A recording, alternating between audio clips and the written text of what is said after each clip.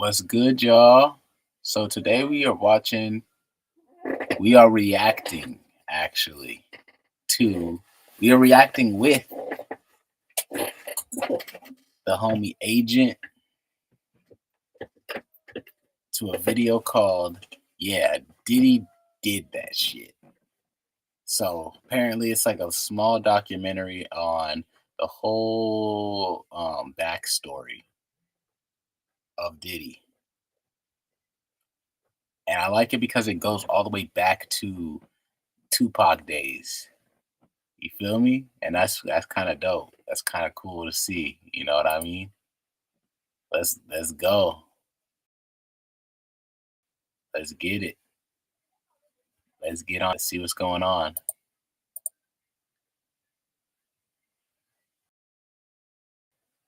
Let's see what this is about, bro. Two, since Big was his artist, and anything Is this an edited photo or?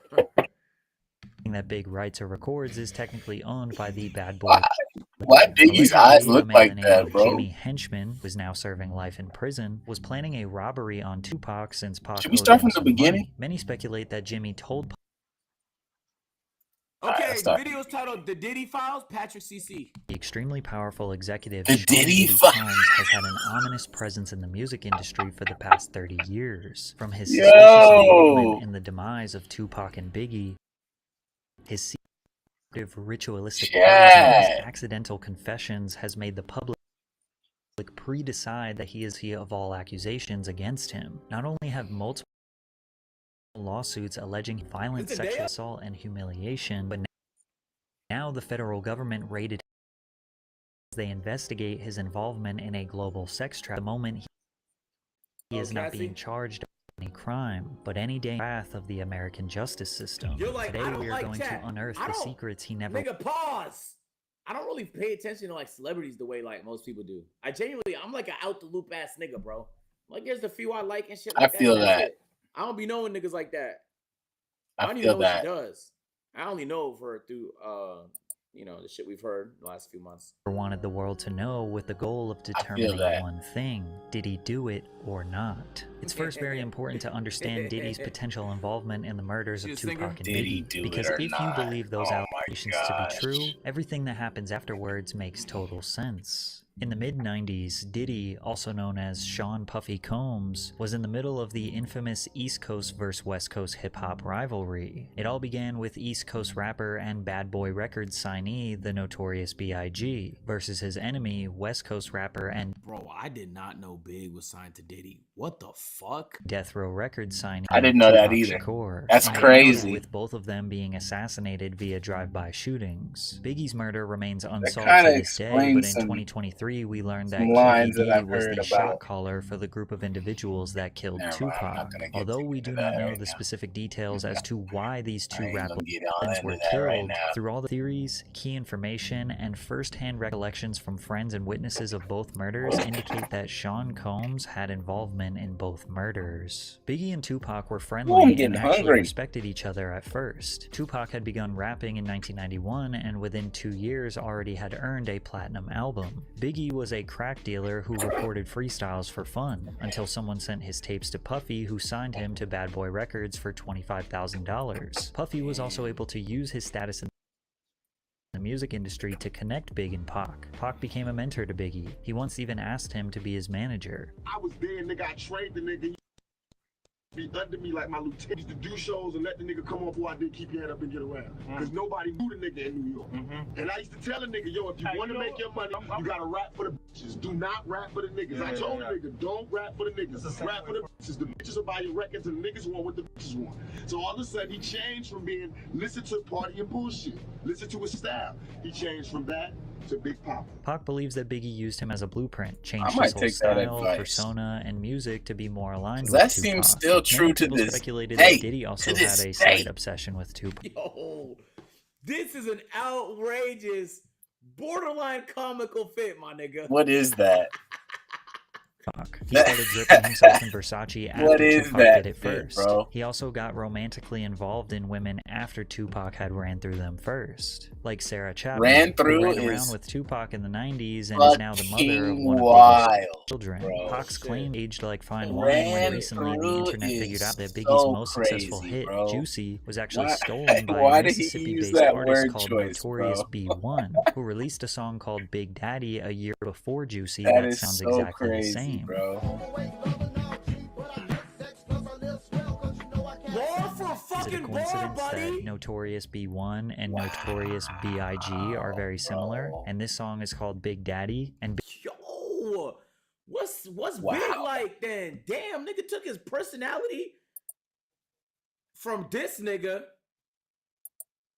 and followed the blueprint of Pac. I don't think there's nothing wrong with following the blueprint of a successful person, but you should be trying to be yourself though at the same time. Damn. Wow. That's actually disappointing to learn this. Biggie started going by Big Papa, but many people believe this was the mastermind of Diddy, as he was a music industry expert who knew how to scout talent and assess a hit song before anyone else heard it. They believe Puffy instructed his artist to steal from Notorious B.1, and Biggie trusted his boss and mentor. Pac and Big's rivalry began as a music-based competition. Who had more music sales? Who had the better fashion? I hate when niggas Drake does it all the time. Like, bro, we know Drake has writers. He credits the writers, bro. The issue with Drake when that shit happened with Pusha T is that Quentin Miller was not he was not cited in none of the music, bro. If I drag my Spotify in here, nigga, it will show you the credits to every song.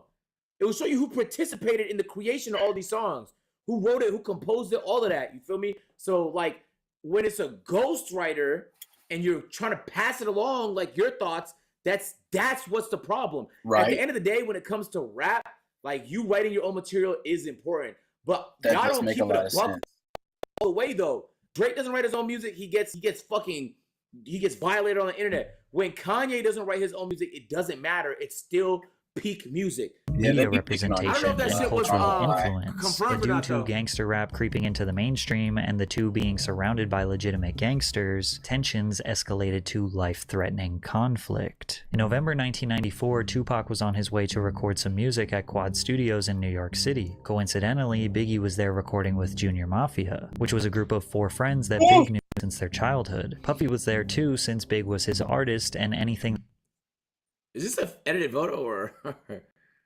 that Big writes or records is technically owned by the Bad Boy label. Allegedly, a man by the name of Jimmy Henchman, who is now serving life in prison, was planning a robbery on Tupac since Pac owed him some money. Many speculate that Jimmy told Puffy what was that happened, did not try to stop it. When Pac was outside the studio, he looked up and realized rapper Lil Cease, who is best friends with Biggie, was yelling at him from above. He was excited to see him because they were friends. He told him he was going to go downstairs and meet him in the lobby. Pac got to the lobby downstairs when some men attempted to rob him at gunpoint, which quickly led to conflict and Pac being shot 5 times. In the middle of that trial, Shakur was gunned down, shot 5 times in what he claimed was a murder attempt and police called a robbery. As the police did their investigation, you can see Diddy looking around scanning the area with his head down. Keep in mind that after Tupac was shot, he got in the elevator and went upstairs where dozens of Bad Boy affiliates were located. Pac was interviewed by Vibe magazine detailing the night he was shot and the energy of the people around him while he was bleeding out. Because Andre Harrell was there, Puffy was there, Biggie, nobody approached me. I noticed that nobody would look at me. Andre Harrell wouldn't look at me. I had been going to dinner with him the last few days. Puffy was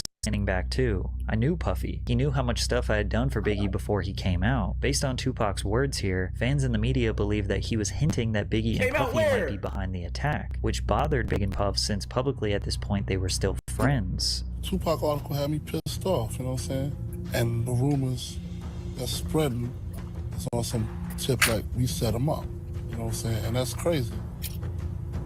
It's like you set him up. But then I also understand, if you was to get shot 5 times, your mind is just completely spinning, you know what I'm saying? You're real confused about your situation, so it'll cause you to say things that you really don't mean. Nigga gaslighted the shit out of him. Oh my God. He said, man, you've been shot too many times. You can't think straight, boy. To make things worse, a few months later, Pac was found guilty of sexual assault and would end up serving 9 months in prison. Bro. This gave him tons That of is time to wild. think and For reevaluate his life. To add He's insult to probably not injury, thinking Biggie released straight. his iconic All cutthroat of track that, called bro. That's so Buchacha, which crazy, felt bro. like an obvious diss towards Tupac. But technically, it I was don't even blame recorded Tupac. before I'd be Pac got pissed. shot, but it was marketed and released months after the incident. Regardless, the media developed the narrative that Big and Puffy set up the shooting and now released a diss record bragging about their hit. And Puff's full intentions were to stir up drama, just as said can for be what? confirmed by Yeah, the but you know what former I mean, president nigga. I of need Bad Boy explanation. Records. Biggie might not have thought that when he wrote the lyrics that was going to be used for that. But the way it was marketed by in the succession of things that were going on that we were dealing with on all the levels that we were dealing, that record did what it was supposed to do.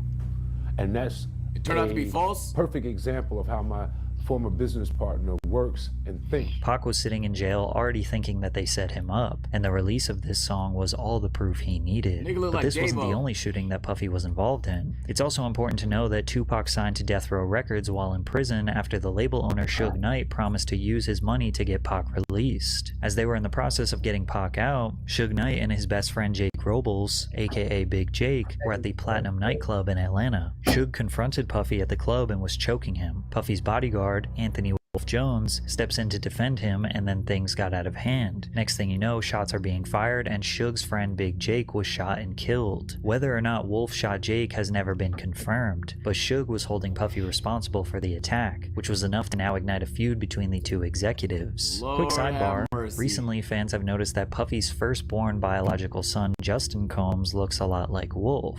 How does your son look more like your best friend than you? Anyways, in October 1995, Tupac out of prison and he did war. No fear. I have only ambition and I want mine. And I will do anything to protect and feed my family.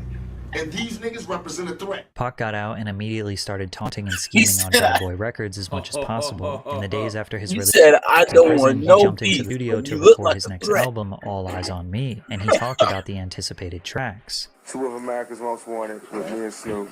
That's gonna be a thing, right? Shorty wanna be a thug. That's gonna be a big one. And Faith, that's gonna be a big one. He mentions Faith, aka Faith Evans, who was married to Biggie for over a year at this point. Imagine your wife jumps in the studio. But they can find better pictures of this nigga though, bro. Yeah, I know they can find better They pictures of played him. him With your like biggest hell. enemy 1 week after he gets out of jail. Pac was They also played seen him with like Faith hell. Evans at Whitney Houston's album release party. The rumor is that Biggie cheated on Faith and that she was trying to get back at him by cheating with Pac. Album Pac release also party? allegedly started messing That'd be around with Mary J. fucking Blige, who was Crazy. Oh, this nigga Pac got motion. Look, I'm not no glazing ass nigga, chat, but this nigga Pac got motion, bro. I agree. He got motion, bro. I agree, bro. Nigga said his head is always on a swivel. Bro, I couldn't live like that, bro. Head on a was a swivel. friend and Type business shit. partner Fuck with that, Puffy. bro. Then Death Row Records held a Christmas party in 1995 where a close friend of Puffy, Mark Anthony Bell, was mercilessly beaten and forced to drink urine after refusing to give Suge Puffy's mother's address. Tupac and Death Row did not let off the gas. At the 1996 Soul Train Awards, Biggie won the award for That's Song of the Year, and Tupac won Best Rap Album of the Year. After Big got his award, he took some feel like, pictures backstage and then exited the that venue is the because he had to most go to the airport to wildest catch a shit. flight. And that's when Pac and Suge pulled up in a Hummer, taunting them. While we was waiting for the car to pull up, Suge and Tupac pulled up in the Hummer. And, Tupac was really loud, yelling West Side, cursing, yelling a bunch of stuff. And Suge came from the other side and was like trying to actually walk up to us saying he just want to talk to Big. Like, Just want to of course, talk everybody to got him? in front. It's a little yelling and arguing for a minute. Y'all but seen police that? and everybody got in front, kind of stopped that. Yo, Despite Biggie's gangster lyrics, he Yeah. was really a chill dude. y'all seen that Family Guy? That one Family Guy episode where Meg gets a boyfriend and Peter's like, I just want to talk to him. I just want to talk to him. I just want to talk to him. He's holding a shotgun. He said, I just want to talk to him. I just want to shoot him. I just want to shoot him. Oh my goodness, bro. That's the type of talk to him I think Tupac was talking about, bro. dude who didn't want to beef with Pac. Remember, he looked up to him. He always thought they were friends, but as we are speculating, he seemed to be a pawn in a much bigger operation. He knows you sent somebody. What do y'all think it was? Was it was Biggie's idea? No, Or do y'all think it was? Do you think he was just... Man, the interview was fed as fuck, bruh. Come on, bro. Fucking fed ass questions, nigga. To the bottom of this crime live. Yo, niggas back in the day on the radio really was just doing podcasts. They just didn't call it that. Chatting like shit too. Hyping a record, or you have no idea? I don't know what was the problem. You know, I wasn't inside his head at the time. I don't really know what's the reason for him doing what he did. Tupac was a man on fire. A man who he believes was wrongfully convicted of a crime he didn't commit, was constantly being now feels was being disrespected by his biggest enemies, on top of being surrounded by real gangsters. He released a music video alongside Snoop Dogg called Two of America's Most Wanted, which featured a skit mocking Biggie and Puff. Pop, please don't kill me. It was Buff's idea. I'm just a rapper, man. Please don't take... Interesting that Tupac himself instructed the Biggie actor in the 90s to say it was Puff's idea, as if he knew the truth. Then Pac released one of the most abrasive and iconic diss tracks of all time, Hit 'Em Up. He starts off the song claiming he had sex with Biggie's wife and then directly calls Biggie, Puffy, and Junior Mafia all bitches, along with various other threats. The pressure was on Bad Boy. Pac was not going to stop, and Puffy couldn't take the heat. Biggie's bodyguard, Gene Deal, recalls when Puff reached his tipping point. He said, I'm a businessman. I'm about making money, but something gotta change. I don't give a f if Pac gotta die, Big gotta die, or Suge Knight go to jail. Something's gotta change. Gene was taken back. He wondered if Puff realized that he just said he didn't care if his own artist died. At the same time, he still wanted to play gangster games. As we all know, these gangster games only lead to two outcomes: death or jail, and Tupac would meet his fate on September 13th, 1996. Pac and the Death Row Squad were attending the Bruce Seldon vs. Mike Tyson boxing match in Las Vegas, and in the energy of the fight, Pac wanted some action. A Death Row associate pointed out Orlando Anderson to Pac, who was a Southside Crip gang member, a rival to the Pyru Blood set that was affiliated with Death Row Records. Pac went up to Orlando and punched him in the face. Then Death Row associates put a beating on the man. Later that night, Suge and Tupac were driving down... Did he just punch the guy in the face randomly? Yo, was there no consequences to, like, decisions in the 90s just like that? Is this nigga not thinking like, oh, he's gonna sue the living fuck out of me after I do this in front of everybody? God damn.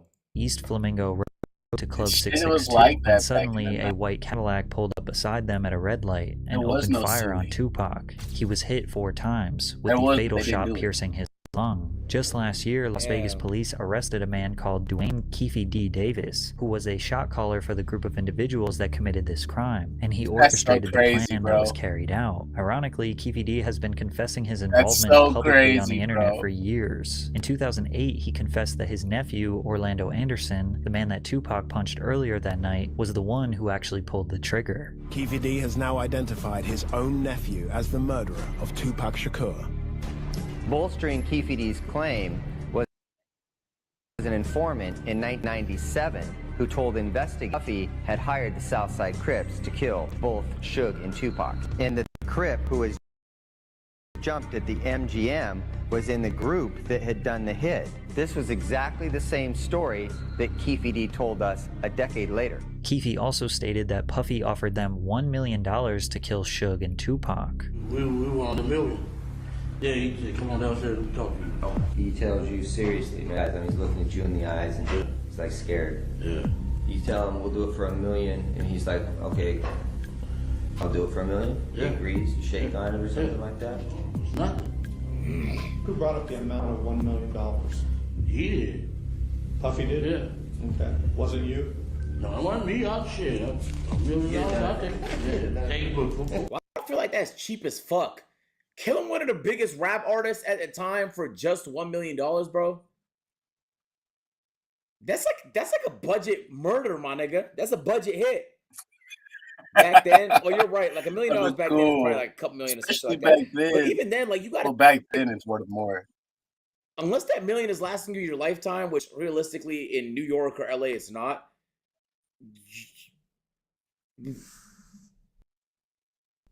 They're not just gonna fucking forget that he died. Tupac.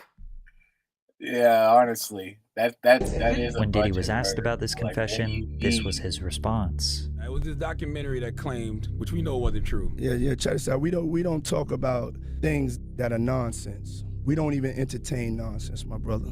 So we're not even going to go there, with all due respect, but I appreciate you as a journalist asking. Thank you. And W. Charlemagne for always getting to the hard questions, man.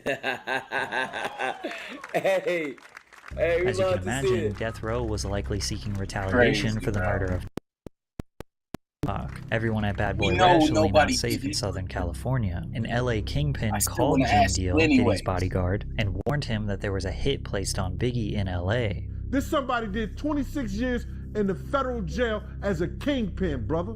He called me to save Biggs' them life. Tell them niggas not to go nowhere. It's a hit on them. You get this information from a kingpin, brother. Chaz Williams. Despite knowing all this information, drop the in legal. February of 1997, Hey, they that's headed a out to W Los snitch. Angeles to promote Biggie's new album, Life After Death. Puff some of his album, No Way He Out, said in that's LA. a W snitch. Lil Cease, Biggie's best friend, claims that Big wanted to be in LA. If he stay, we're staying. Big wanted to stay. I always tell people that, yo, why everybody always go, why y'all was there so long ago? Why you didn't tell him to go home? He's the boss. We're here because of him. And if he feel like there's no threat and he wants to be here, it's our job to stand down with him. Biggie was not taunting the West Coast. He genuinely loved being in Bro, that is not how LA looks, bro. There's more smog, a lot more tents. Okay? It's not that fucking green, that's for sure. It's a fucking desert. That is not. Is that how shit looked like 20 years ago? It looks a lot different now. I think so. That's literally GTA. No, that couldn't be GTA. in LA. He received a lot of love from fans, promoters, radio DJs, despite being surrounded by his enemies. That's Instead crazy. of Hold on, claiming let to me be go the get my victor of food his here. beef with Yeah, Tupac, Biggie hold wanted on. to use his Feel life like to shit inspire about to be change and crazy. Pac's already dead.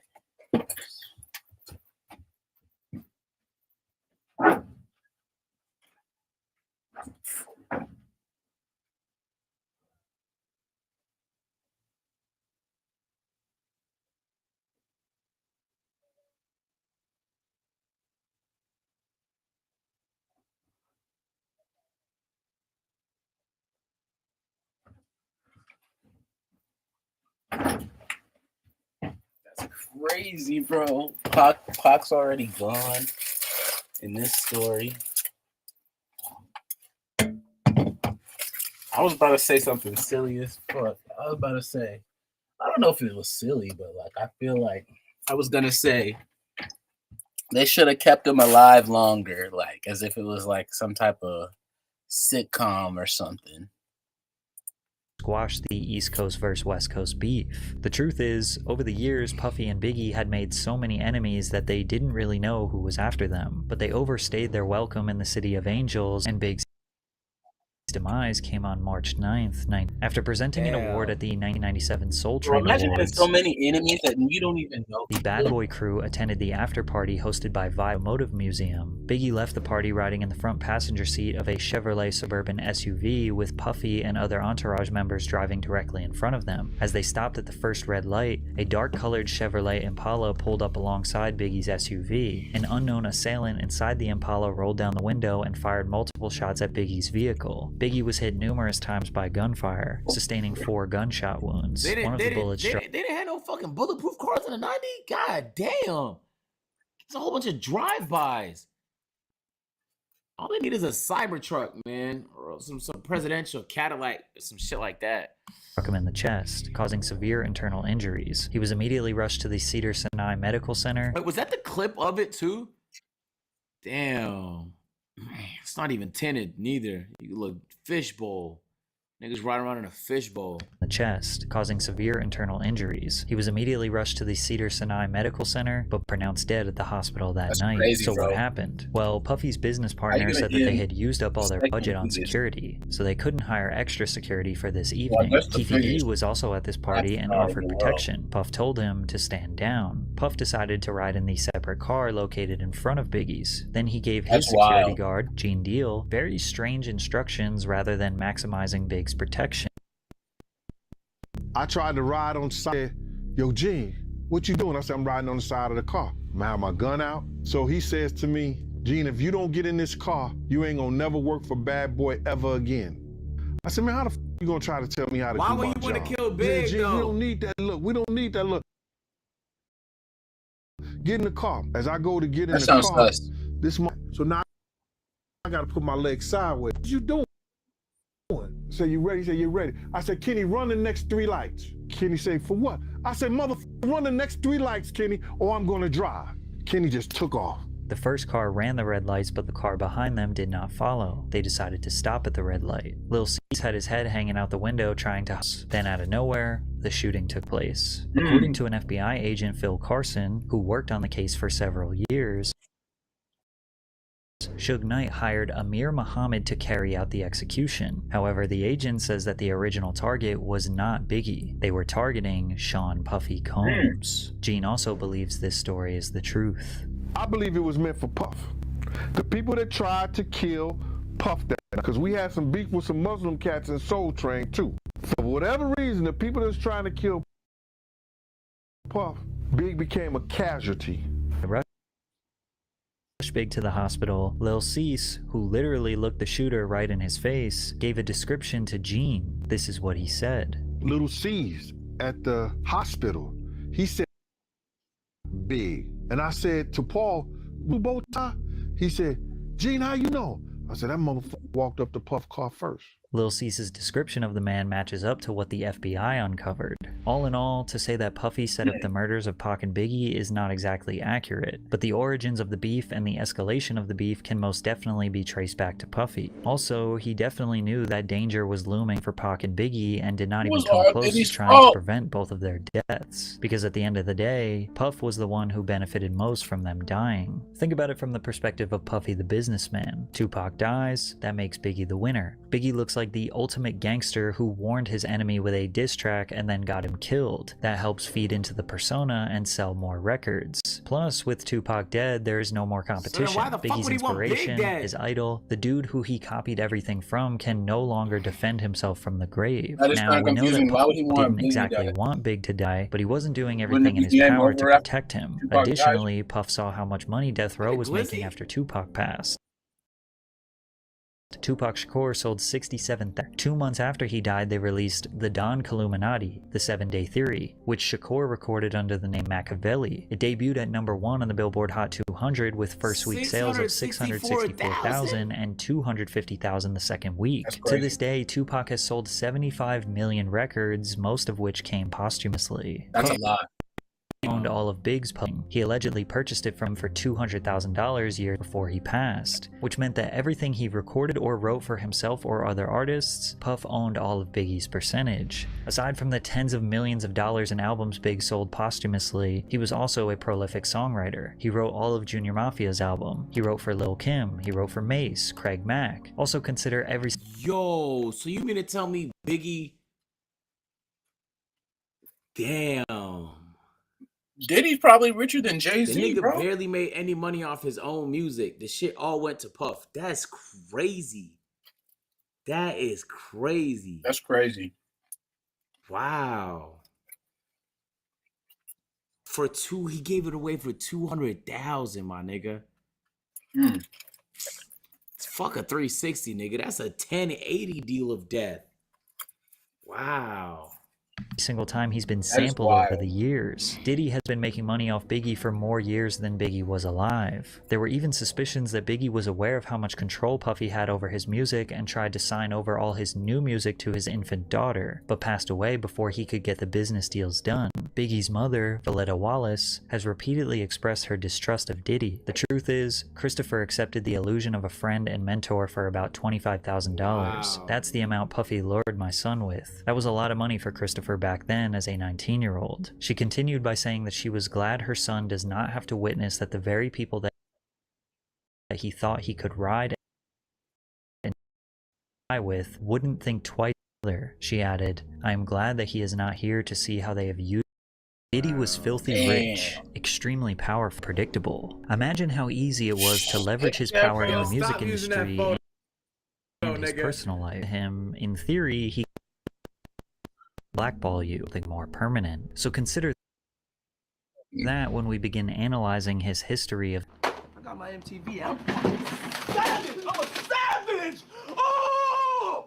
I'm a savage! Whatever I want, I'm going to get! Whatever I want, I have to get! Let's start with the mysterious Puffy's Flavor Camp, where Diddy would mentor teenage musicians like Usher and give them a taste of the music industry. R&B sensation Usher was nothing short of a child prodigy. By age 13, I'm gonna say this, chat, like, yo, you never, like, looking, like, for us, like, we all know Biggie's huge, but, like, back then, it might not have been clear that he was ever gonna be anything, you feel me? So, like, I don't know if these deals he's signing is bad. I know signing where you're fucking the rights to all your music for $200,000 is crazy. But I don't know if signing for $25K just to get some fucking money so you can focus on the music is a bad idea. It just depends on what the other side of the contract looks like. But, like, you know, this game of the regulars of the summer league for Wemby, like, a whole bunch of people was calling this nigga ass, bro. So, like, but 10 years from now, the skeptics, everyone, like, there was nothing but hype, but there were people that thought he wasn't going to be nothing. Yeah, that probably wasn't the best comparison, but you get what I mean, though. Like, looking back, we have an idea. It was like, but back, maybe it wasn't so the nigga had, like, no leverage going these deals. he had already been discovered in Atlanta by L.A. Reid, and they sent him to New York City to record his debut album with Diddy. In 1994, Usher was just 14 years old, and he moved into Diddy's house to be a part of his Flavor Camp. I mean, but hey, it was curious. I got a chance to see some things. Yeah, but you were 13. What were you seeing? I went there to see the lifestyle, and I saw it, and it was, but I don't know if I could indulge and understand what I was even looking at. It was pretty wild. So nobody tried to, you know, some woman didn't come along. I didn't say that. Okay. I didn't say that. What I did say is that there were very curious things. Yo, it's crazy how different we treat men and women. Like, we treat women like they're super vulnerable and they can't do nothing for themselves. And we treat men like no matter what the fuck it is, you just got to be able to deal with it. Which, like, I mean, if you're a very traditional person, maybe that's the viewpoint you want to go with. But in my head, I'm just thinking, like, bro, I know for a fact if it was a 14-year-old girl going to parties and it was niggas waving dicks and shit around at parties and shit like that, no, like, nobody would be laughing about it on a podcast. They would be like, bro, this woman is a fucking victim. You feel me? She's been through something tragic. And the same thing, like, you could hear this and, like, some people would dead ass just laugh. Like, ha, ha, ha, ha. I guess it was crazy going to all those parties when I was 14. But that's nuts to me. That's insane. Taking place, and I didn't necessarily understand it. Usher has been very reluctant to discuss what happened when he lived before articles. With Rolling Stone, he said, Puff introduced me to a totally different set of shit. Sex, specifically. Sex is so hot in the industry. He lived at Puffy's house in Scarsdale. There was always girls around. You'd open the door and see somebody doing it, or several people in a room having an orgy. You never knew what was going to happen. Some people look at this as nothing short of grooming a young boy. One time, Diddy himself detailed what living with Usher was like. Back in the days when he was like 10 and I was his older brother, we used to fight over the Frosted Flakes. You know what I'm saying? Before pause was invented. You know what I'm saying? But it's my brother for real. We used to actually wrestle off of the Frosted Flakes because he used to always get them early than me. Now he's one of the richest stars in the world. And What the f did Puff just say? I was so focused on Usher and Puff, I didn't even notice Kevin Hart was there. What did he just say? He said, yo, what the fuck wrestles over cereal, my nigga? Even though Kevin Hart was just joking, he really was the only one that seemed to question what Diddy was talking about. But Usher looks kind of uncomfortable. And you'll notice a theme where Diddy is very comfortable touching other people, embracing them, calling them pet names, and almost screams they do not like it. Man, you doing it, Matty. You putting in that work. But Usher is not the only artist in the industry who may have been a victim of Puffy's Flavor Camp. Yo, I haven't seen a lot of these videos, but now I get it a little bit. I get it, bro. That's crazy. Damn, nigga. Justin Bieber was also mentored by Diddy early on in his career. His 15th birthday, spent 48 hours with Diddy. Diddy gifted him a Lamborghini Gallardo and let the world know why him and the teenager were hanging out. Where we out and what we doing, we can't really disclose. Justin Bieber smile. My fault. Let me move out the way. Where we hanging out and what we doing, we can't really disclose. But that smile is very forced. A 15-year-old's dream, partnership of him, but for the next 48 hours, he's with me. So, and we gonna go full crazy. Combs seems to be acting strange, but Justin seems alright. At the time, he was still a young star, glamorized by the industry. 1 year later, his demeanor towards Diddy was much different. What's up, man? You good? I'm good. How are you? Young brother, everything's good? Selling out arenas and everything? Starting to act different, huh? You ain't been calling me and hanging out the way we used to hang out. What the fuck? But I hate when niggas say shit like that to me. Yeah, nigga, I'm busy. Like, I'm taking care of life. Bro, What you for real, ask I me what feel I'm that. dealing with, nigga. God damn. He's probably just joking, but still, maybe sometimes niggas be like serious too. Well, I mean, you haven't for all my, partners and whatnot. You never really. Combs is renowned for hosting lavish and some legendary in the entertainment industry. Diddy parties are famous for attracting A-list celebrities across all industries. I had the craziest mix, Combs told Oprah. Some of my boys after he just finished Titanic. I had socialites there and relatives from down south. Diddy parties typically hosted at luxury venues or his own private. What's this? Usually a person from a wealthy, aristocratic background who is prominent in high society. What's aristocrat? A member of the I fucking hate Google.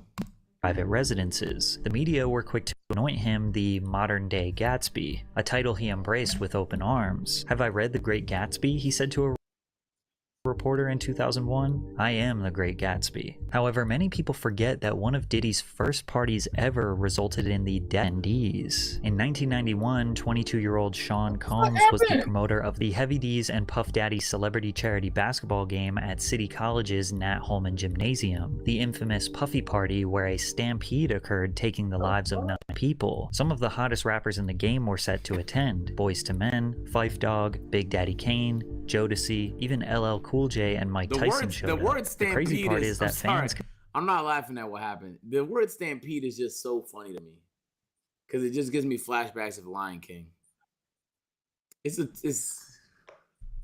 R.I.P. Could see all of their favorite stars for just $12. The first problem occurred with the tickets. Keep in mind, this is in '91, so people had to go to physical locations like the Apollo Theater box office to buy tickets. Tickets were also sold at local shops like Boss Emporium, and even free tickets were given out on the radio by Funkmaster Flex. The facility could only hold 2,730 people, but they had no idea how many tickets they sold, as no proper system was set in place to keep track. Despite this, Gene Deal recalls Puffy requesting to cut security presence in half.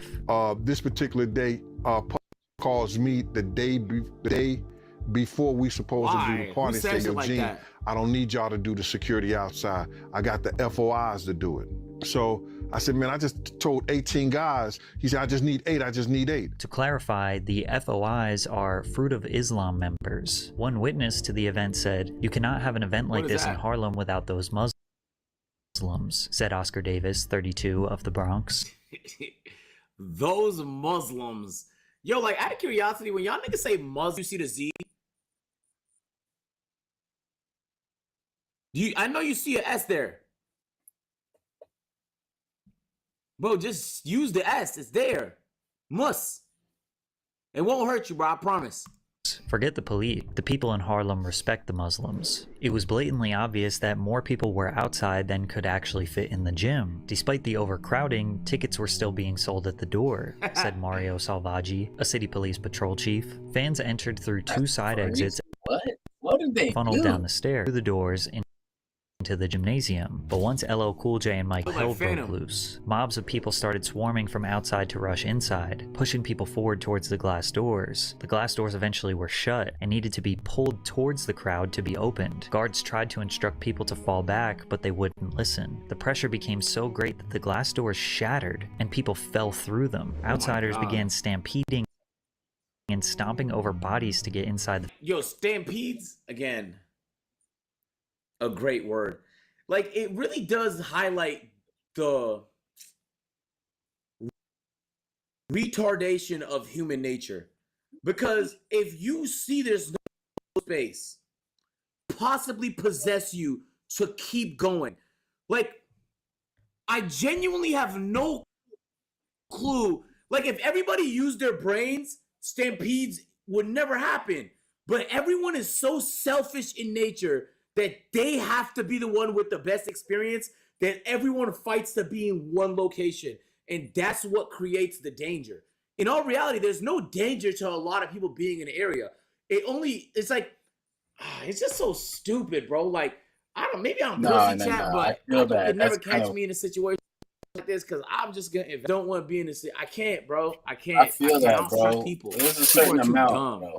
But the problem just got worse as they needed to go down the stairs into the gym. The doors at the bottom of the stairs also needed to be pulled open towards the crowd, not pushed into the gym. So hundreds of people were squeezed up against these doors in this. What about emergencies? Emergencies is different, bro. Sorry, I'm going out to yap. This is a yap. Emergencies is different, bro. Because niggas fight or flight, bro. You feel me? These niggas are actually thinking logically and still deciding to do this. It's different.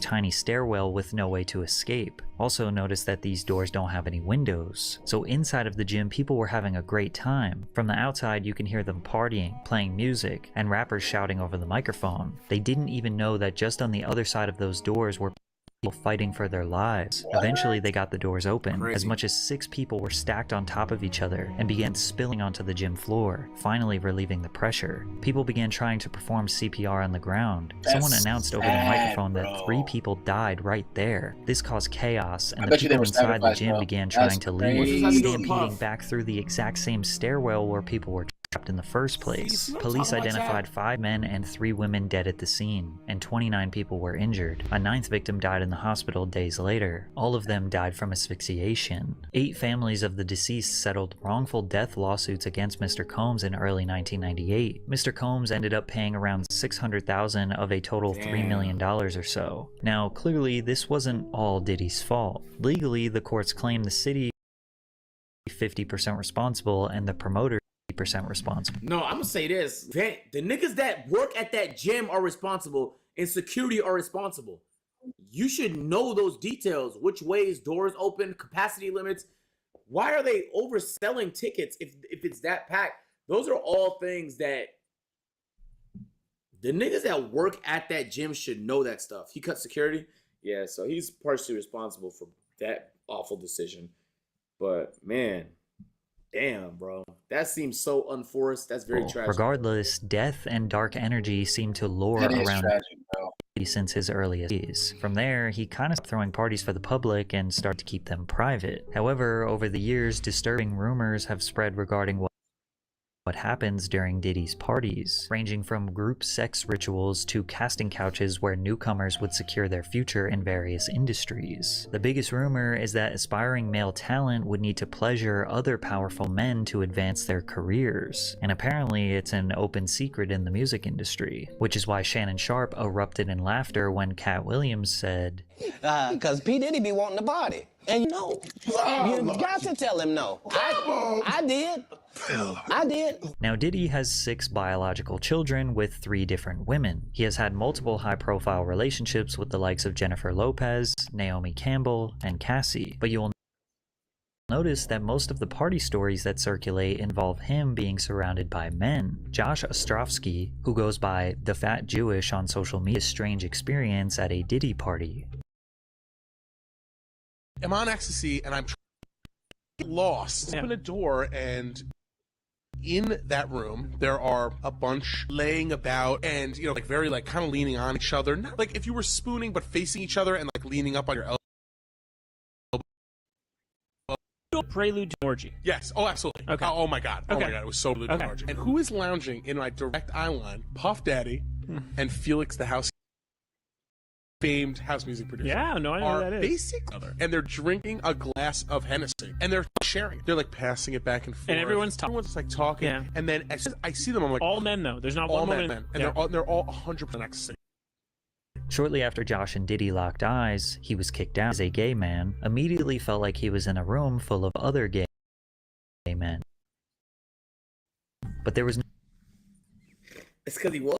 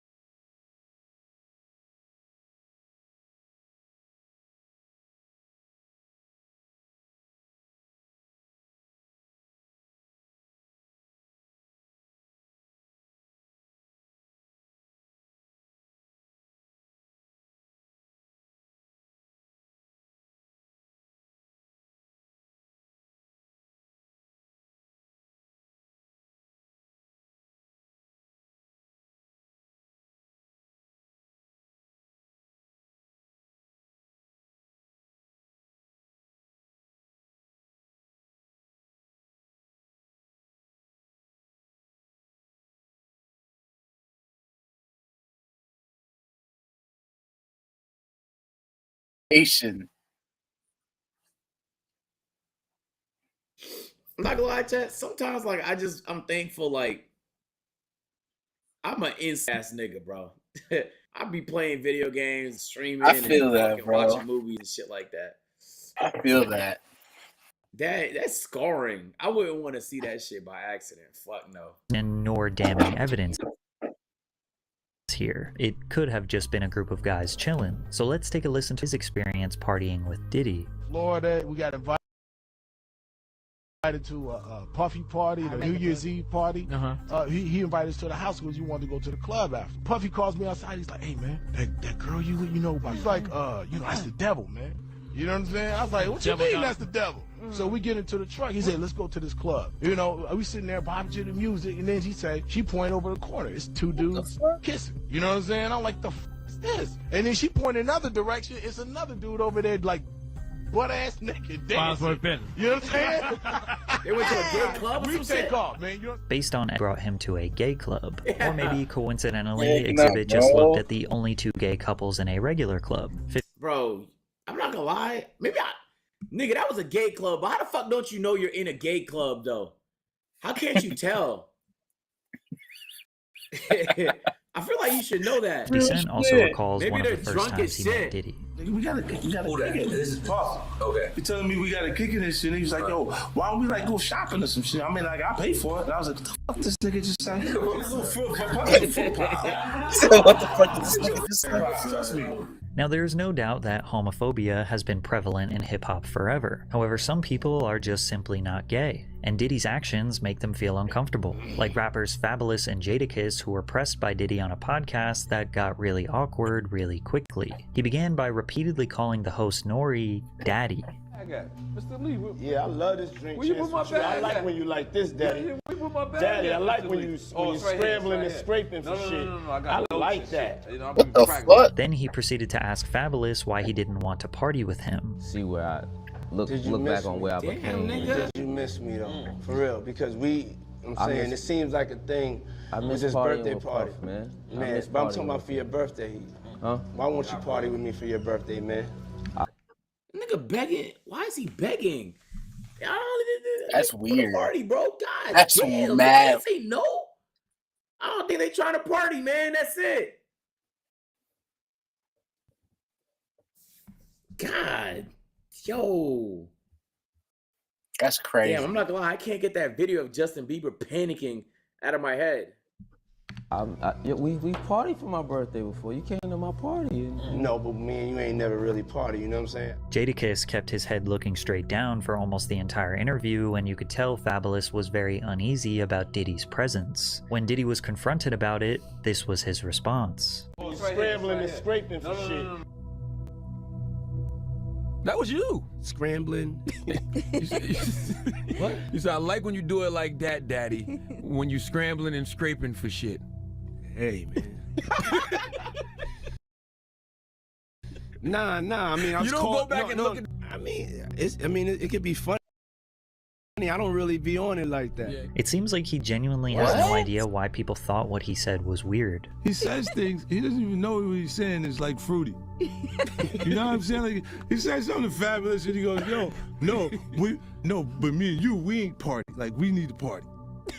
What is he talking about? What is he talking about? That's the kind of stuff that when people say that to me, I get a little uncomfortable. But even with all the jokes and secrets, kinda nobody crazy. ever formally spoke out against That's Diddy kinda and accused crazy, him of though. assault or abuse until 2019, when his ex-girlfriend Gina Huynh spoke publicly about what it's like to be in a He's fine. relationship with him. Keep in mind that Gina was a side girlfriend for Diddy. The public didn't know about her because his public relationship was with Cassie Ventura, who he had been on and off dating for a decade. He had caught me Why don't the nigga just date niggas, bro? Like, why he just date niggas, dog? That's it. Damn. Bro, if you are gay, there is no point of you pretending to be in this many relationships with women. He's bi. I guess, yeah, that would make him bi, huh? texting another man. We were in his closet and he like pushed me and I fell to the ground. He avoided my face, but he like started punching me like on the side of my head, and I was just like covering my face. He like stomped on my stomach, like took the wind out of my breath. I couldn't breathe, pleading to him like, can you stop? And he like stopped for a little bit. He like grabbed my hair from the back and like was like punching the back of my head. She also claims that she was pregnant with his child in 2014. You mind telling me what happened with that pregnancy? He was like, you're gonna get an abortion, right? I was like, I don't know yet. And then he offered me $50,000 to get rid of it, but I turned it down because I just loved him. Gina did not take the money, but she also did not have the child. 4 years later, she got pregnant again. Gina goes on to detail multiple other instances of emotional, but she never filed any formal charges. It wasn't all the way until November of 2023 that someone finally filed a full lawsuit against it. The floodgates were opened, and Sean Combs' dark past crept out of the shadows. In the lawsuit, Cassie Ventura, his longtime girlfriend, accused Mr. Combs of repeated physical abuse over about a decade. As you can imagine, this lawsuit and these allegations went extremely viral. Of shady rumors, weird behavior, the entire world was prepared for Diddy's decline. Ventura and Combs met in 2005 when she was 19 and he was 37. He heard a song she was marketing called Me and You. He then contacted Ryan Leslie, who wrote Cassie's first single, and paired Bad Boy Records with Leslie's Next Selection imprint for the release of Kim. In August 2006, Cassie released her self-titled album under Bad Boy Records. The pair formed a close relationship through working together for several months as Cassie became the face of Diddy's fashion label, Sean John. In 2007, Diddy separated from his longtime partner, Kim Porter, and started dating Cassie. Cassie alleged that Combs controlled nearly every aspect of her life, from her career to having access to her personal medical records. She claims he was frequently violent, physically abusing her multiple times a year, and that he often plied her with copious amounts of drugs, which made videos like this one seem awfully suspicious, where Cassie seems to be hiding from Diddy.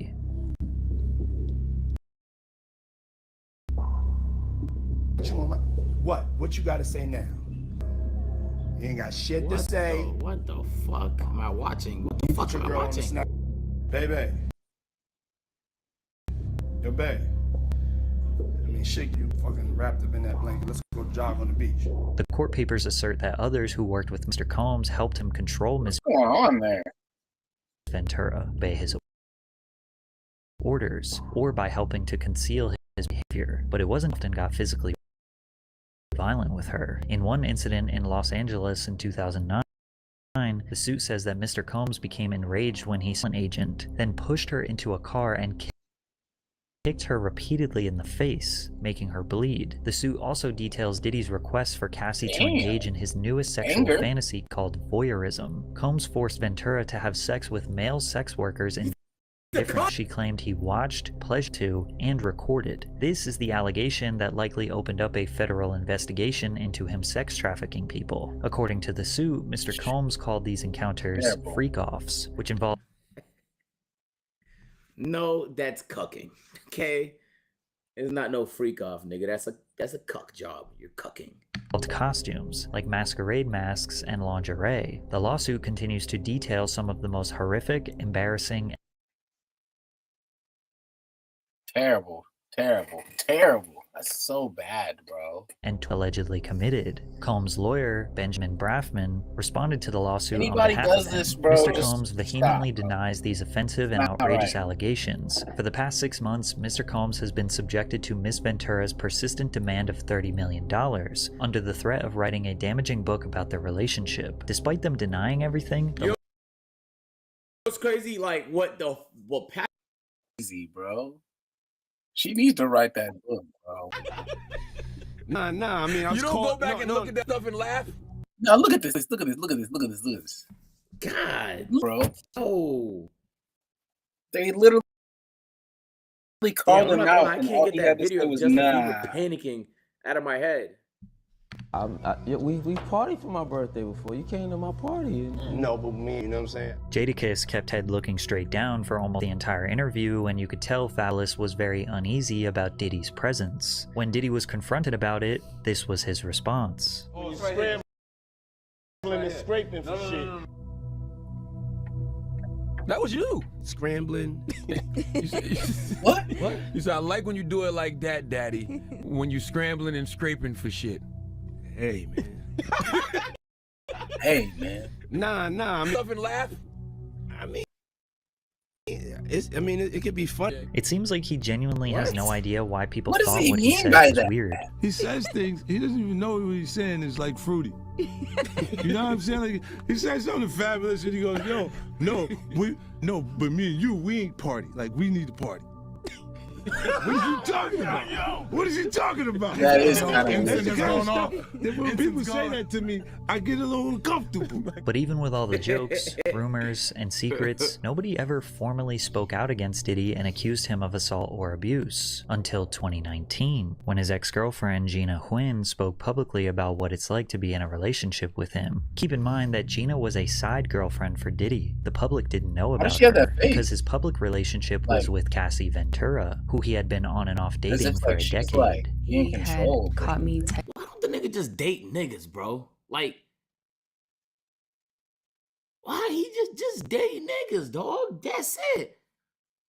Damn, bro. If you are gay, there is no point of you pretending to be in this many relationships with women. He's bi. I guess, yeah, that will make him bi, huh? That's messed up, bro. Texting a man. We were in his closet. He like pushed me and I fell to the ground. He like stood over me. He avoided my face, but he like started punching me like on the side of my head, and I was just like covering my face. He like stomped on my stomach, like took the wind out of my breath. I couldn't breathe, pleading to him like, can you stop? And he like stopped for a little bit. He like grabbed my hair from the back and like was the way she's like, talking, man, that was She also claims that she was pregnant with his child in 2014. You mind telling me what happened with that pregnancy? He was like, you're gonna get an abortion, right? I was like, I don't know yet. And then he offered me $50,000 to get rid of it, but I turned it down because I just loved him. Gina did not take the money, but she also did not have the child. 4 years later, she got pregnant again. Gina goes on to detail multiple other instances of emotional and physical abuse, but she never filed any formal charges. It wasn't all the way until November of 2023 that someone finally filed a formal lawsuit against Diddy. After that, the floodgates were opened, and Sean Combs' dark past crept out of the shadows. In the lawsuit, Cassie Ventura, his longtime girlfriend, accused Mr. Combs of repeated physical abuse over about a decade. As you can imagine, this lawsuit and these allegations went extremely viral. After all these years of shady rumors, weird behavior, and dark secrets, the entire world was prepared for Diddy's decline. Ventura and Combs met in 2005 when she was 19 and he was 37. He heard a song she was marketing called Me and You. He then contacted Ryan Leslie, who wrote Cassie's first single, and paired Bad Boy Records with Leslie's Next Selection imprint for the release of Cassie's debut album. In August 2006, Cassie released her self-titled album under Bad Boy Records. The pair formed a close relationship through working together for several months as Cassie became the face of Diddy's fashion label, Sean John.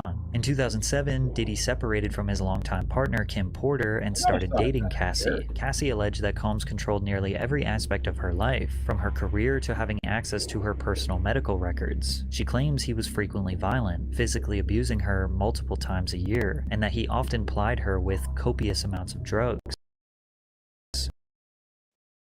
which made videos like this one seem awfully suspicious, where Cassie... What you gotta say now? What you gotta say now?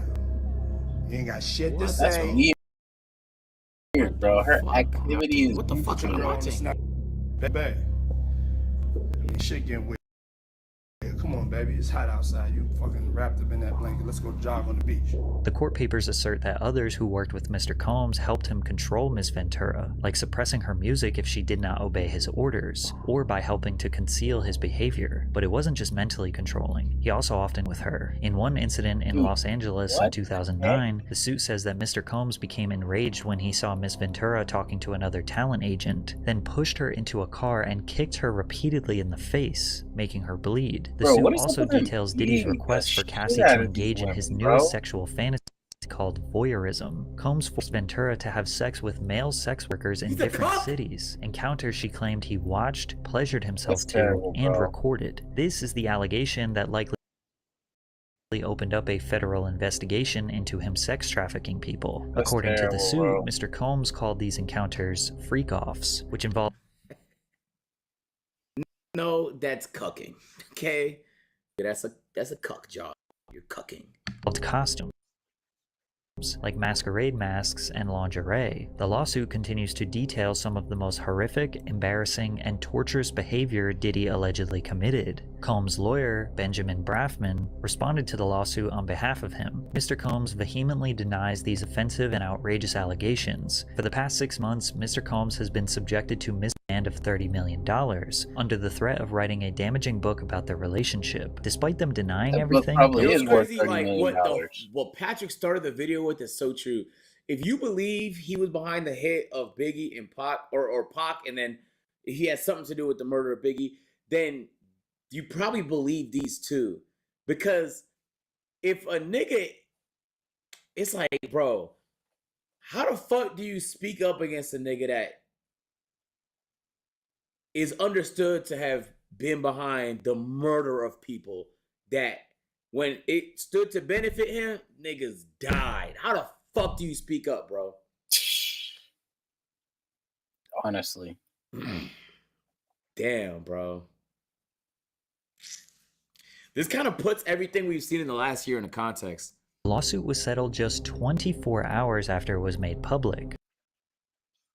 We don't know how much, but due to the severity of the charges, the public assumed that Diddy coughed up tens of millions of dollars to keep her quiet. And while Combs likely believed that he escaped Cassie's lawsuit unscathed, a woman named Liza Gardner filed a lawsuit on November 23rd. Gardner claimed that she and a friend met Combs writer Aaron Hall at an MCA Records event in 1992. They returned to Hall's apartment for an after party where she was offered more drinks and was coerced into having sex with Combs, who assaulted both her and her friend. In another complaint filed the same, Neal alleged that in 1991 she reluctantly drugged and sexually assaulted her after their dinner. Diddy denied the person who claimed that the women's claims were fabricated and accused them of exploiting the Adult Survivors Act. Everybody's the New York's making it Adult up. Survivors Act temporarily eliminated the civil statute of limitations for survivors of sexual assault, which gave them the right to file a trader regardless of how long ago it occurred. Then another woman came out. Jane Doe alleged that Combs, his longtime lieutenant Harve Pierre, and a third unidentified assailant gang raped her when she was 17 at Combs' Manhattan recording studio in 2003. Pierre, who previously served as president of Combs Bad Boy Entertainment, had also been sued by a former assistant, who alleges he used his position of authority as plaintiff's boss to groom, exploit, and sexually assault her several times between 2016 and 2017. The lawsuit further claimed that men trafficked Doe across state lines from Detroit to New York City on a private jet, supplied the teenager with drugs and alcohol until she couldn't consent, and then violently assaulted her. The complaint also included several photos that Doe alleges were taken at the studio that night, including one where she is sitting on Combs' lap. "Enough is enough," Diddy said on Instagram. "For the last couple of weeks I have sat silently and watched people try to assassinate my character, destroy my reputation and my legacy. I did not do any of the awful things being alleged. I will fight for my name, my family, and for the truth." But it wasn't just women accusing him. In February of 24, Combs' former producer and videographer, Rodney Lil Rod Jones, filed a federal lawsuit against Combs, alleging Combs sexually harassed, drugged, and threatened him. According to the lawsuit, Rodney Lil Rod Jones lived with Combs between September 2022 and November 2023, during which he worked on Diddy's most recent album, the Love Album, Off the Grid. As Combs' videographer, Jones allegedly secured hours of footage and audio recordings of Combs engaging in illegal activity. The activity the suit alleged includes acquiring drugs, soliciting sex workers, providing laced drinks to minors, and sexual assault. Jones alleges that he was the victim of constant unsolicited and unauthorized groping and touching of his anus by Mr. Combs. Mr. Jones... Bro, that's terrible, bro. If all these people are coming out, and the worst part is he has enough money to fucking like cover this up. That's the worst part, bro. He's the richest. Some of the craziest allegations, bro. He's the fuck you unauthorized grope and touch someone's asshole, nigga. That's so fucked up, bro. That's fucked. That's the was that the fifth? That's the fifth. That's the fifth person in the last year. That's what I'm saying. Was forced by Mr. Combs to work in Mr. Combs' bathroom as Mr. Combs walked around naked and showered in a clear glass enclosure. In the lawsuit, Jones also alleges that Young Miami, who is Diddy's most recent girlfriend, was among those who were paid a monthly fee by Diddy to work as his sex workers. Jones believed Diddy was grooming off to others. While on a yacht in January of 2023, Jones alleges he was introduced to Oscar-winning actor Cuba Gooding, proceeded to until being forcibly claimed that Diddy, who had dominion and control over Gooding Jr., failed to step in. Also in Jones's lawsuit, an unnamed rapper is mentioned as having been on Diddy's yacht, resorting with underage girls and sex workers. This rapper is described as a Philadelphia rapper who dated Nicki Minaj. Rapper Meek Mill is from Philadelphia and dated Nicki Minaj from 2014. That same unnamed rapper, also an unnamed R&B singer, and producer Stevie J allegedly engaged in sexual intercourse with Diddy. This allegation has people looking at that clip of Meek Mill in the pool with Diddy calling him daddy more suspiciously. Also, 50 Cent made some jokes about Diddy and Stevie J on Instagram, to which Stevie J responded with not denying the allegations, but challenging 50 Cent to a boxing match. However it go, I want you to fade, nigga. All that. Since it's entertainment, let me beat the shit out of you on TV or something. Don't duck that. I'm calling you out. What you want to do, Curtis? But the motion in the lawsuit was... Niggas not trying to see you box, buddy, all right? Niggas not trying to see you box, bro. Did it happen or did it not happen, my nigga? My nigga. Bro, what the fuck? Bro, honestly. That's not the nigga you want to beef with right now, I'm gonna be honest. That's the last nigga you need to be beefing with right now. Mr. Jones discovered that Mr. Combs has hidden cameras in every room of his homes, and that Diddy was secretly recording artists and powerful executives, like Lucian Grange, who was mentioned in the lawsuit, who may or may not have participated in the freak-offs. If this turns out to be true, we might see some of the most powerful people in the entertainment industry get exposed, and 50 Cent wants to be a part of the expose.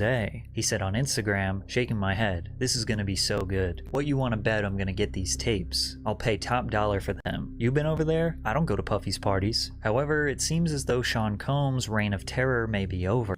Yo, that's some like real evil supervillain shit, bro. Like, think about it.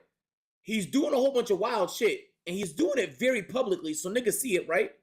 At these freak-offs and shit. And he just records everything that happens at his house with videos, so that if they try and like defy this nigga, boom, drop their fucking sex tape. That is evil as fuck. Bro. That's evil, bro. On March 25th, 2024, Homeland Security agents and other law enforcement officers raided Diddy's homes in Los Angeles and Miami due to a possible ongoing sex trafficking investigation. Homeland Security expert Hal Kempfer added insight that the evidence they're looking for includes laptops, flash drives, and anything that would connect Combs with the allegations. As of right now, we don't know what they found, and technically the feds never formally announced what they were looking for or why they were there. But it's safe to assume, based on the allegations, conveniently, Diddy was not even in the United States during the time of the raid. According to TMZ, Combs' private jet was spotted on the ground in Antigua, in the Caribbean, shortly after news of the raids broke. Many people believe he is fleeing the country, and today it seems like Diddy is spiraling. He just posted on social media trying to see who in the industry is on his side. Hey, yo, right now, though, for real, yo, I need to know who with me, you know? Like, just straight up, like I don't have the time. If you with me, let it be known. If you don't with me, be quiet. And just in case you wanted some more twisted allegations and insane conspiracy theories, take a look at the founders of Uptown Records, the people who gave Diddy his very first job in the music industry. Andre Harrell, dead at age 59. Heavy D, dead at age 44. Kim Porter, dead at age 47. And Albie Schur, who was just in a coma for 2 months and almost lost his life. Albie Schur is also the father of Diddy's oldest adopted son. Albie had a child with Kim Porter before she left him, married Diddy, and had children with him. Albie has recently been trying to reach out to his oldest son, hoping that he will leave Diddy and come back home, and when he got out of his coma, he strongly insinuated that Diddy was the reason behind it. We're going to be producing the Albie Schur life story. So hold on to your britches, and you'll really understand how I ended up in a coma. You're really going to need to call Homeland Security. Now, why would Diddy want the people who got him into the music industry in the first place to all be dead? I don't know. Sense. Your guess is as good as mine. But it seems like almost everyone around Sean Combs for his career either dies, disappears from relevance, or speaks out against his devilish ways. Yet nothing bad ever seems to happen to him. He just seems to get more successful and rich. Is it a coincidence? Maybe. But for now, we will just have to see how this all plays out. Based on everything you have learned in this video, you probably think he is guilty. But as of right now, he is innocent and proven Diddy. Bro, Patrick, that's a goddamn move you done dropped, nigga.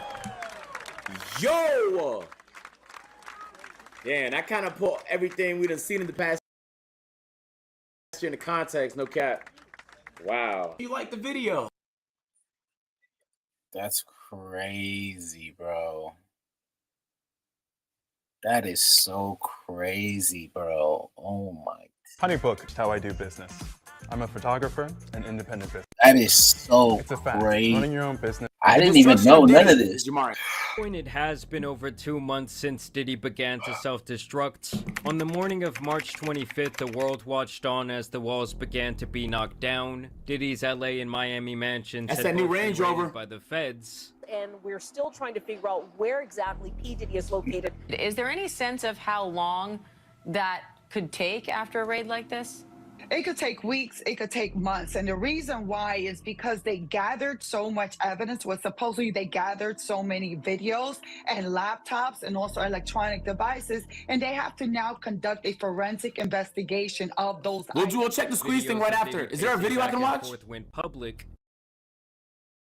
And it was even rumored that he was hiding out overseas. Since then, on the Diddy front, he had apparently returned back home, came out in public, and like many other instances over the last 3 decades, it looked like he was once again going to be getting off the hook. After all, this is an extremely rich and powerful man who people have alleged still does look like he's gonna get off the hook. I heard that the video that showed that, I think Team Z or who posted it, whoever posted it, apparently they said it's past the statute of limitations, so they can't even charge him with anything as it relates to that assault, bro. Which is nuts. CNN dropped that? That's crazy. Dirty, disgusting things in the background for quite some time, and he was still a staple in the entertainment and business sector of our world. I like when you like this, Daddy. Daddy, I like when you scrambling and script that. Why won't you party with me for your birthday, man? We partied for my birthday before. You came to my party. No, but me and you ain't never really party, you know what I'm saying? P. Diddy be wanting to party. No, I don't. And you gotta tell him no. I don't know what you're saying at all. Getting just a little peek behind the curtain into the dark world of Diddy, as a surveillance video has now been leaked, and this apparently comes from the raid of his home from 2 months back, where you can see him physically violating his ex-girlfriend Cassie Ventura in a hotel hallway back in 2016. Yeah, this was crazy. Diddy appears here in a towel, and he continually throws her around like a rag doll as she attempts to escape. The scene here is truly disturbing and really does make you think about what this man would be willing to do behind closed doors. When it comes to these two, they actually dated for over a decade, and you can only imagine the things she saw during that time period. After this all came out, he would actually release a garbage apology video. So difficult to reflect on the darkest times in your life. The reason why he shouldn't have dropped this is because there's literally nothing he can say that can erase what we saw, bro. You know, like even if he perfected he got like a poet Shakespeare to drop the greatest text of all time and he delivered it as best as he possibly could, nobody would accept it anyway, bro. You feel me? That's so true, so bro. this serves no purpose. Like, it the just damage makes is people hate done him already, bro. Sometimes you got to do that. I was fucked up. Rock bottom. But my behavior on that video is inexcusable. I take full responsibility for my actions in that video. I'm disgusted. I was disgusted then when I did it. I'm disgusted now. I went and I sought out professional help. I'm going to rehab. Had to ask God for his mercy and grace. I'm so sorry. I'm not asking for forgiveness. I'm truly sorry. And sadly, due to the statute of limitations, apparently Diddy cannot be tried for his actions that day. And of course, this incident is actually one of many that was presented in Cassie's lawsuit against P. Diddy that she filed last November. Now there's video. Trafficking, physical violation, physical abuse. And this suit would actually be settled the day after it was filed. And while she was seeking $30 million, there is no official number on where they would eventually crazy, settle. bro. So if damn, that means this nigga paid $30 million, right? Or more than that, or less than that, whatever they settled on. And everybody still saw the video. So he tried to save his reputation with $30 million. And his reputation got ruined, and now he's $30 million in the negative, man. Lord, yo, if a nigga's paying $30 million to bury something went wrong, bro. Hey, not something. For real. Cassie would accuse Diddy of if you paid $30 million to get rid of something, Miss bro. Ventura in her own home after she tried to leave him. Often punched, beat, kicked, and stomped on Miss in bruises, burst lips, black eyes, and bleeding. Blew up a man's car after he learned that he was romantically interested in Miss Ventura. Building your online business? He blew up the man's car. Go to Wix.com and set up your store. Crazy, bro. And that was allegedly Kid Cudi, whose car he blew up. Forced Miss Ventura to engage in sex with male workers while encounters. Ran out of his apartment with a firearm in pursuit of a rivalry industry executive whom he learns was nearby. This was allegedly Suge Knight. Demanded that Miss Ventura to carry his firearm in her purse just to make her uncomfortable and demonstrate how dangerous he is. And introduced Miss Ventura to a lifestyle of excessive alcohol and substance abuse and required her to procure illicit prescriptions to satisfy his own addictions. These two actually met back in 2005 when Cassie was only 19 years old. Apparently she got on his radar when he heard her playing in the club and immediately became interested in signing her.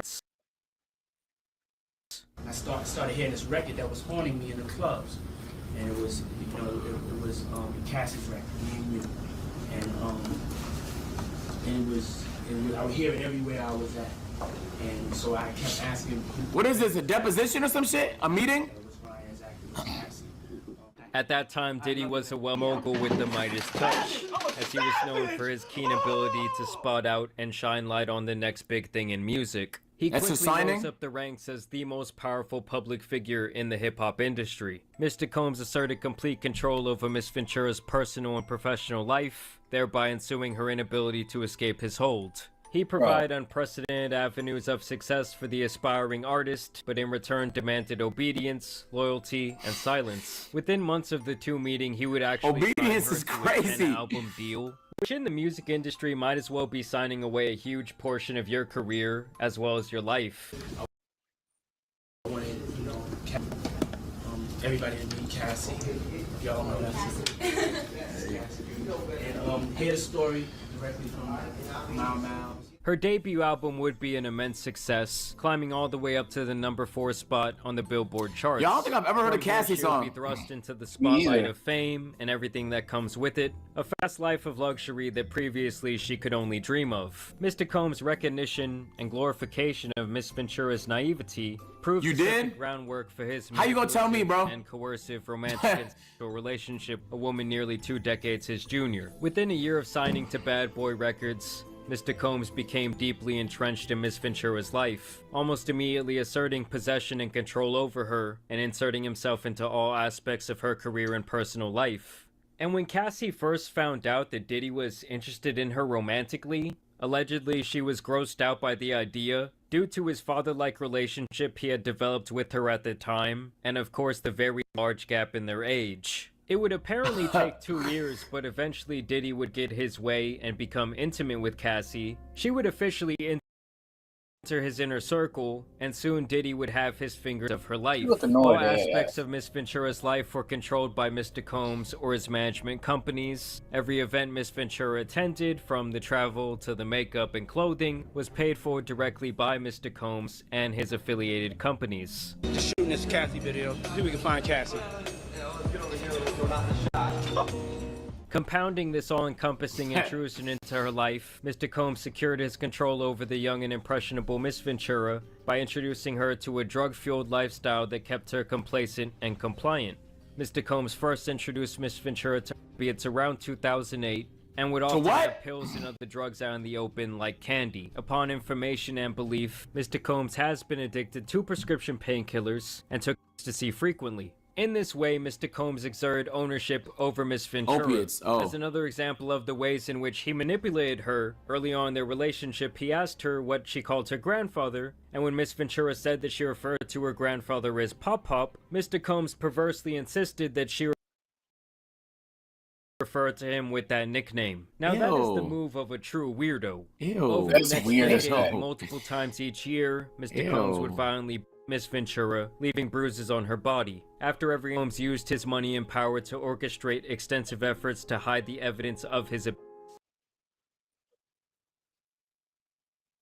That's crazy, bro.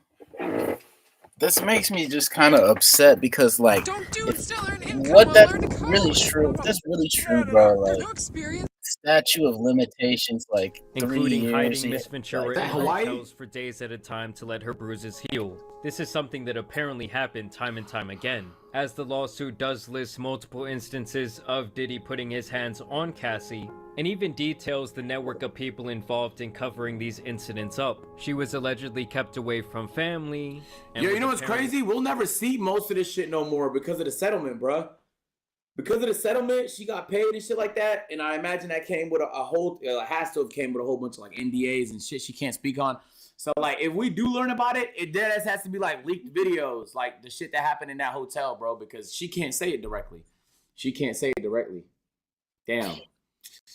That's what I was just thinking, bro. even told to lie when questioned about these rumors of abuse. She found herself becoming numb to the abuse she was experiencing and became entirely beholden to Mr. Combs' demands. She began to blindly follow his instructions out of fear of again being you know, on the Fed's raiding receiving his end house. of He's a not gonna vicious keep dumb shit in his by house, Mr. bro. Combs' own admission, his relationship with Miss Whitney. A clear acknowledgement of the unequal, excessive violence that permeated their relationship. Her volatile and partner, who also owned her label and therefore held her future success in his hands, had fully exerted control over every aspect of her life. Do you believe in love at first sight? I do. I do. Was it love at first sight with your boyfriend? It was a long time ago. What makes you guys work? Well, I think what makes any relationship work, if it is working, is, you know, just not talking about it too much and just keeping it close to your heart. Furthermore, within months of the inception of Those the are weird answers, by the way. Cassie claims that That Diddy is a was weird already answer. shelling her out to other men for his own pleasure. While in New York City, Mr. Combs told Miss Ventura that he wanted to engage in a fantasy of his own called voyeurism. Mr. Combs said it would turn him on if he saw Miss Ventura with another. Basically, she's alleging that Diddy was in the corner watching. Mr. Combs, his arrangement, a freak off or FO, he would repeatedly tell Miss Ventura at random moments that he wanted an FO, and Miss Ventura was eventually expected to facilitate the location and the hiring of the male workers. At certain points during Mr. Combs and Miss Ventura's relationship, he would insist on FO weekly. Mr. Combs would repeatedly tell Miss Ventura that this practice was our thing and our secret. FOs would often take place in hotel Yo, don't this suites, sound like some shit up? Like this don't feel like a thing a human being is doing. It just feels like a fictional plot from some evil supervillain that like some crazy writer done drawn up. Cause it just feels too crazy. It just feels so nuts. You want to believe like shit like this doesn't happen, bro? That's so crazy.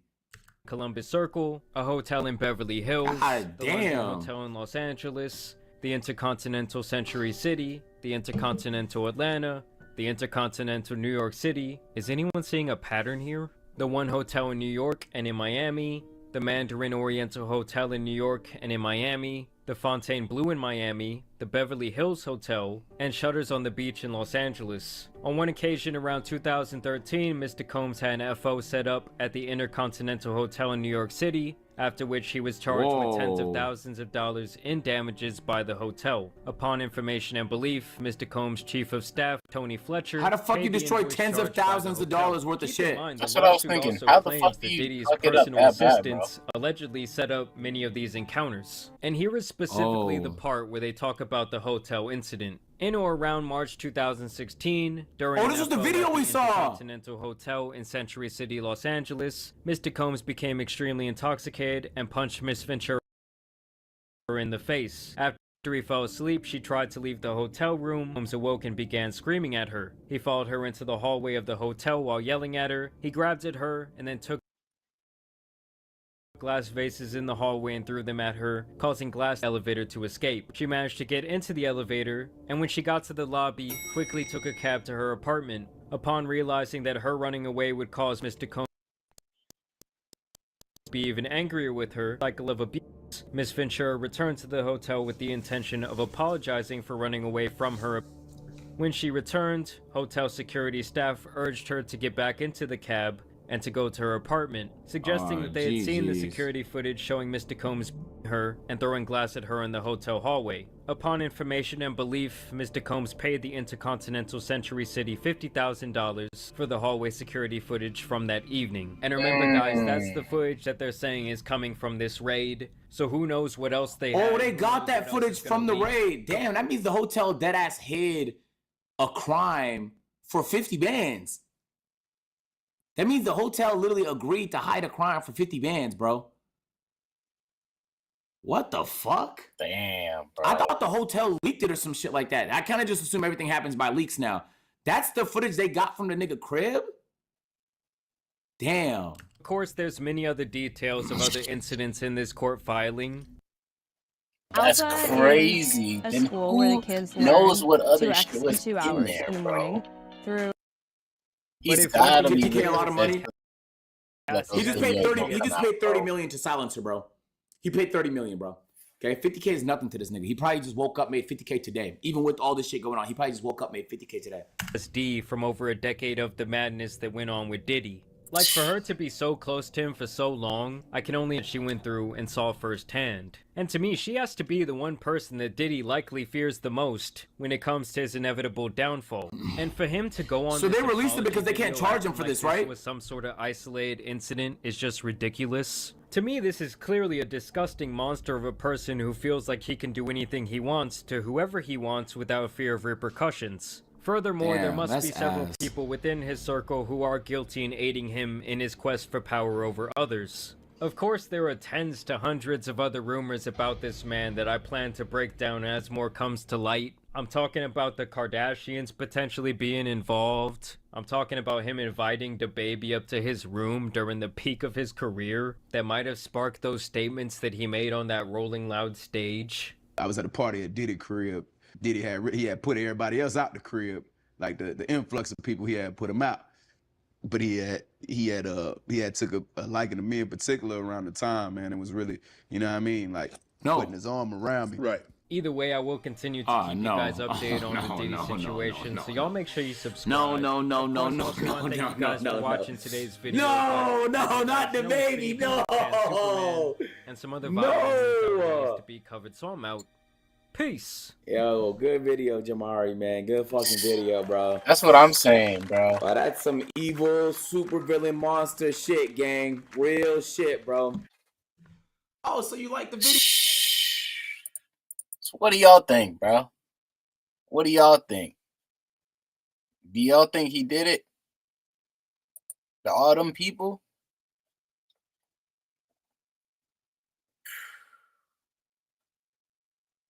We're going to have to find out. Only time will tell, man. Honestly, it's just getting crazy. But, all right, chat. All right, chat. Until next time. Ooh, that was crazy. That was a wild ride. What in the world, guys? I didn't know people like that sick really existed, bro. And something tells me he's one of the more tame ones. There's other people who are doing worse. Like, what the fuck? Whew. Just pray for them, bro. Just pray for them, y'all. That's all we can really do. Just pray for them. Just pray for them. Just pray for them. All right, y'all. Until next time, deuces.